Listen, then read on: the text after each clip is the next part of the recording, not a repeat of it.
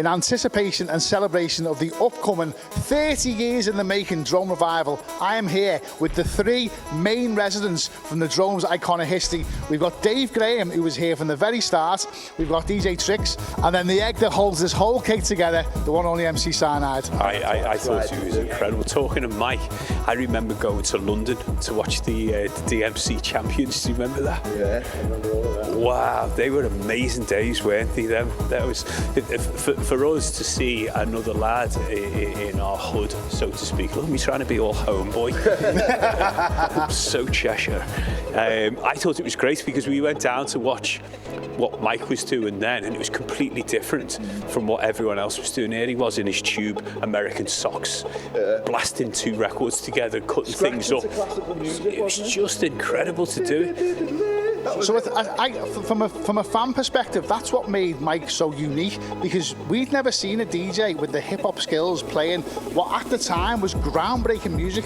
You took the whole club into a different direction musically, and it was like nothing else I've ever seen before. And I know you're quite a humble guy, Mike, but I don't think you realise how at the forefront you were at that time, you know. So how does it feel for you, almost 30 years later, being back here in the Club 051, by the way? Did you ever think 30 years later you'd still be doing a Drome reunion?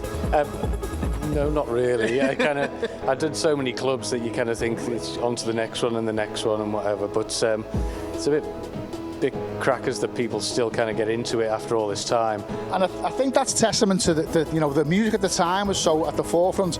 And people need to understand as well, not only is this event never happened before, but this meeting of these people, this is the Mount Rushmore. Anyone who's a Drome fan, which I am, this is about as good as it gets. You know, you've got Dave Graham, who was there from the very, very start and made the Drome the club that we know it to be today.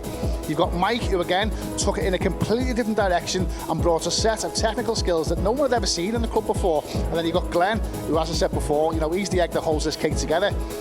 And I picked up the baton and ran with it quite late on, and I've been waving the flag ever since. So what can people expect from this night then, Dave? You've never done a Drome reunion before, no. and for good reason, and you give me a good reason why. So tell us why now, why this time round? I think the people who have always come to me and said to me, do you want to do a Drome reunion? They've always looked at the money end of it, and they've always said, you know, we'll give you this, we'll give you that. And I've always thought it was never about that. It had to be musically absolutely spot on. And I've never wanted, I think when Steve asked me a while ago to put the Drome thing on, I said it needs to tell a story.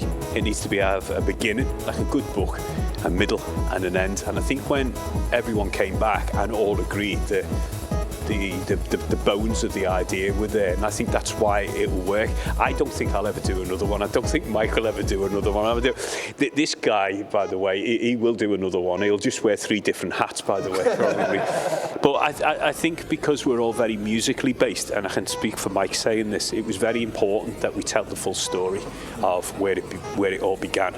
And I think what you'll probably get from a lot of the people who supported the Drome was it was more than organic, because no one really knew what was going to happen. The club changed from a fun pub days into this amazing dance hall where there was queues at like 7 o'clock at night to get in, which no one had a clue. They wouldn't let people in because there was no security. The security didn't start late, but there was a queue round the block. You must have seen that as well. You must have seen that energy in a club. It was always good turning up. I used to do an early set about 10 o'clock. And I enjoyed playing that because it was a bit more housey, a bit more laid back to what I'd have done later on. And it was nice watching it. It was kind of bubbled and seeing the crowd actually filter in. It didn't seem to stop most nights. It just kept coming and coming and coming, and you were thinking, is everyone in yet? Should we get going? And it just kept going. So it was exciting it was an exciting place to play. There was always a buzz about. What would you say was one of your most memorable nights there? Oh, crumbs. I know the nights I enjoyed the most were the ones where it was just me and Phil playing. We used to have some amazing guests on, and I used to go away an awful lot. So if like Carl Cox was on, or West Bam, or Ultrasonic, one of the big kind of pulls, I could slip off and I'd go off and do stuff in Europe or in Ireland. I do a lot in Ireland, and But the nights where it was just me and Philly playing, I thrived off that. It was we got into our music a lot more because we had a lot more time to do it. It was more enjoyable. And you can tell your story as well. I always think it's different when you have lots and lots of DJs on. Certainly now in clubs, you get an hour slot, and that's really, really hard, I think. Do you find that? It's all about programming. Yeah. Like these days, a DJ will come on and he'll just slam banger after banger. The Drome was special because it went up in stages. It went through different genres of music, and it wasn't about who could outdo each other. As a DJ, it was working together, and I think seeing that in the Drome and Philly was a big part of that, wasn't he? Like, remember Double Impact, him and Rusty, and then it started up and you see people bubbling and you see everyone getting a little bit tipsy, if you know what I mean, and then next thing you know, someone else would come on and that mic would just come on and the place would just erupt. Or back in the day, you come on with Visa and then it was always programmed right, and I think this day and age now, it's gone. I don't see clubs programmed the way the Drome was. I think it was perfect, and that was down to all you DJs. All I had to do was just spit a few lyrics over it. I think you've made a really good point there about programming. I think that's what's going to be captured here perfect. I don't think you will hear the same track played twice, and I think that's going to be really important. Phil used to that used to happen with me and Phil. We'd record shop together. We'd be record shopping, and we didn't buy the same records ever, even though musically it was similar. If we did, whoever played it first had dibs on it. But I remember we used to play, I forget the track's name, but I'd play it at the normal speed, and later on Phil would play it at 45 and pitch it down. So that was the only kind of track that we'd kind of both play together. We used to buy the same music and I'd play it away. But when we were in the Drome, we just had we didn't think it through. It just happened. We had this style, and it was nice to kind of move between the two. And again, that is quite organic, isn't it? You know, you hit on Phil. Obviously, Phil and Dave used to do the very beginning, and would warm it up. But it wasn't a warm up. The whole place was rammed. You call it a warm up set, but they weren't. They were playing absolute classics now that still get played today.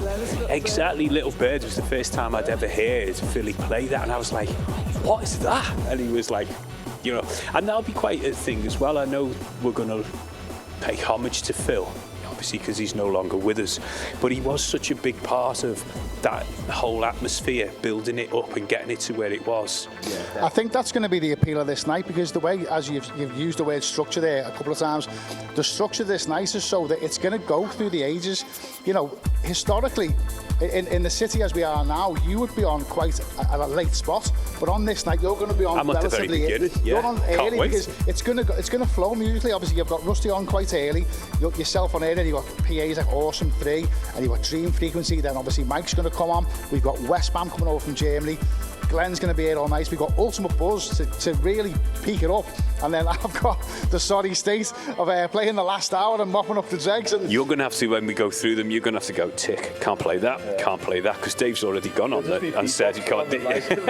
especially when this guy plays, I'll be stood there with a pen and paper, seeing what he's played and ticking off what I can't play. Do you like it as well, Mike? When you know it's 30 years on, it's a long time away, and I've got to say to you. I never thought we would be here at that period in this time now, looking back and going, look how big dance music's become. We were enjoying it too much, weren't we? I mean, you've made some classic videos, mate, of you getting in the car and driving all the way there, going past the Drome and forgetting where you were driving. Should we say no more?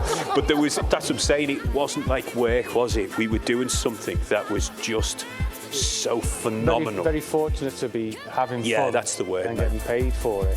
I know when I kind of started, I was obviously doing DMC comps and stuff beforehand, and I was very fortunate to be at the beginning of this DJ kind of explosion where it became something. DMC did it for us as scratch DJs, and DJs in general gave us a pedestal to kind of say, these guys are important, and there's something about them.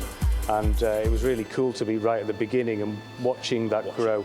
Yeah, and then obviously after doing scratch mixing stuff, my love for house music was equal to that, and hence why I kind of Would you remember we sat in your studio? Do you remember that mix that we did with that little look back at the Drome? Yeah. I'm going to play that.